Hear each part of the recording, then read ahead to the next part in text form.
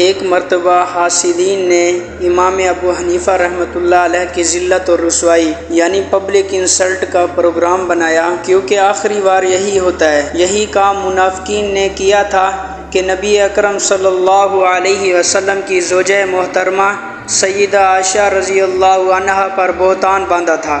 اسی طرح قارون نے حضرت موسیٰ علیہ السلام کے لیے اسی قسم کا حیلہ کیا تھا کہ ایک عورت کو آمادہ کیا کہ جب حضرت موسیٰ علیہ السلام بیان کرنے کے لیے کھڑے ہوں تو مجمع میں کہہ دینا کہ انہوں نے مجھ سے گناہ کا مطالبہ کیا تھا، بے عزتی ہو جائے گی تو مجھے زکوٰۃ نہیں دینی پڑے گی۔ تاریخ میں اس قسم کے واقعات بہت ہیں۔ چنانچہ حاسدین نے سوچا کہ امام ابو حنیفہ رحمۃ اللہ علیہ کے دامن پر ایسا دھبا لگا دیا جائے کہ لوگ بدظن ہو جائیں، لہٰذا انہوں نے ایک جوان عمر بیوہ عورت سے رابطہ کیا کہ کسی ہیلے سے امام صاحب کو اپنے گھر بلا، ہم تمہیں اس کے بدلے میں بھاری رقم ادا کریں گے۔ عورت بیچاری پھسلتی بھی جلدی ہے اور پھسلاتی بھی جلدی ہے، وہ جھانسے میں آ گئی۔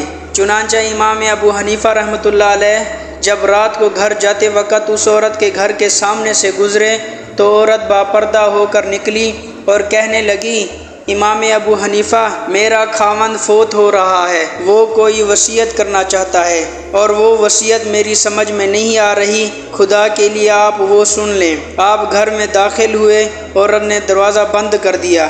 کمروں میں چھپے ہوئے حاسدین باہر آ گئے اور کہنے لگے، ابو حنیفہ، آپ رات کے وقت ایک علیحدہ مکان میں اکیلی نوجوان عورت کے پاس برے ارادے سے آئے ہیں۔ چنانچہ اس عورت کو اور امام اعظم رحمۃ اللہ علیہ کو لوگوں نے پکڑ کر پولیس کے حوالے کر دیا۔ حاکم میں وقت تک بات پہنچی تو اس نے کہا، انہیں فی الحال حوالات میں بند کر دیا جائے، میں صبح کے وقت کارروائی مکمل کروں گا۔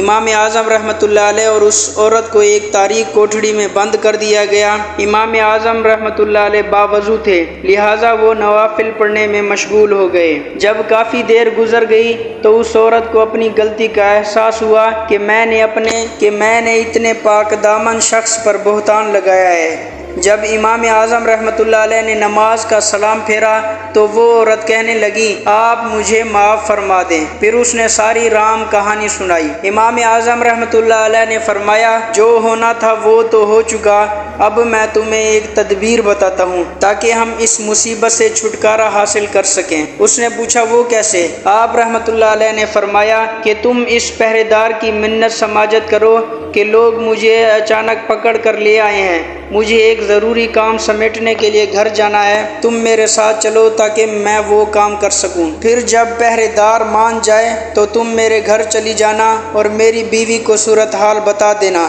تاکہ وہ تمہارے اس برقعے میں لپٹ کر میرے پاس آ جائے۔ عورت نے رو دھو کر پولیس والے کا دل موم کر لیا اور یوں امام اعظم رحمۃ اللہ علیہ کی اہلیہ صاحبہ حوالات میں ان کے پاس پہنچ گئی۔ جب صبح ہوئی تو حاکم وقت نے طلب کیا کہ امام اعظم رحمۃ اللہ علیہ اور اس عورت کو میرے سامنے پیش کیا جائے۔ حاسدین کا جمع غفیر موجود تھا۔ جب پیشی ہوئی تو حاکم نے کہا کہ ابو حنیفہ رحمۃ اللہ علیہ، تم اتنے بڑے عالم ہو کر بھی کبیرہ کے مرتکب ہوتے ہو۔ امام اعظم رحمۃ اللہ علیہ نے پوچھا کہ آپ کیا کہنا چاہتے ہیں؟